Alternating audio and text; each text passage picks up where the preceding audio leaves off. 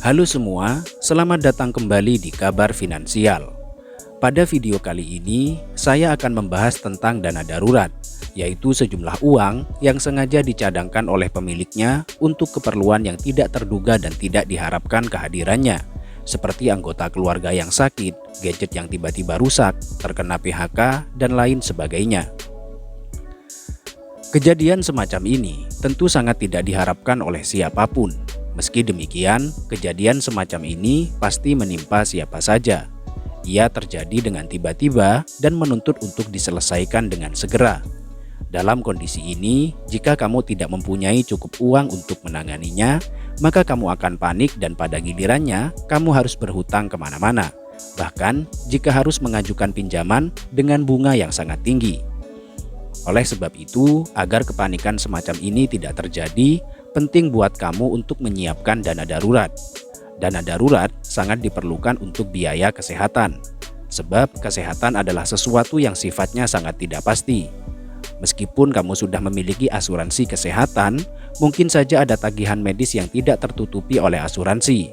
Sebab biaya berobat kadang tidak cukup hanya dengan rawat jalan, tetapi juga harus rawat inap di rumah sakit, tindakan operasi, dan perawatan pasca operasi yang membutuhkan dana yang tidak sedikit. Jika kamu mempunyai dana darurat, maka di saat mendesak seperti inilah, kamu dapat menggunakan dana darurat yang sudah dipersiapkan. Selain itu, dana darurat juga sangat berguna saat kamu tiba-tiba kehilangan pekerjaan. Sebagaimana telah maklum, ada beberapa sektor usaha yang mungkin terkena dampak di tengah disrupsi digital seperti saat ini. Selain berdampak pada perusahaan, karyawan juga berpotensi mengalami pemutusan hubungan kerja. Dalam kondisi ini, mencari pekerjaan baru tentu bukan perkara mudah.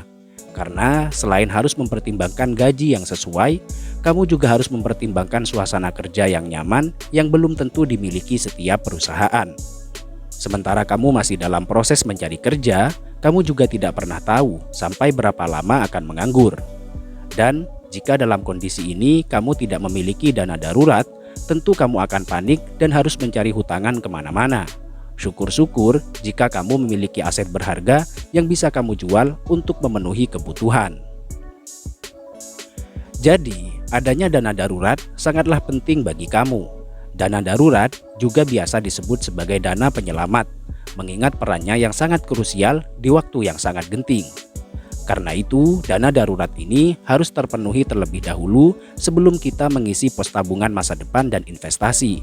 Sehingga ketika kita sudah mengisi pos dana darurat ini, hidup kita akan lebih merasa aman apabila terjadi hal-hal yang tidak diinginkan. Lalu, berapa besaran dana darurat yang dibutuhkan agar kita merasa aman apabila terjadi hal-hal yang tidak diinginkan? Perhitungan besaran dana darurat sebetulnya sangat relatif, bergantung pada setiap kondisi individu yang bersangkutan. Jika individu tersebut adalah seorang single atau tidak mempunyai tanggungan, besaran dana darurat yang dibutuhkan adalah 3-6 kali gaji yang dimiliki. Sementara untuk mereka yang sudah mempunyai keluarga, besar dana darurat yang dibutuhkan adalah 6-12 kali gaji yang didapat.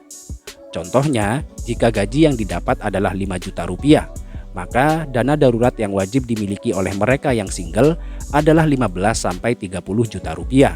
Sementara untuk yang sudah berkeluarga setidaknya memiliki 30-60 juta rupiah. Jika dilihat secara nominal, angka ini tergolong besar dan bagi seseorang dengan gaji yang pas-pasan sepertinya cukup sulit untuk mengumpulkan dana sebesar itu.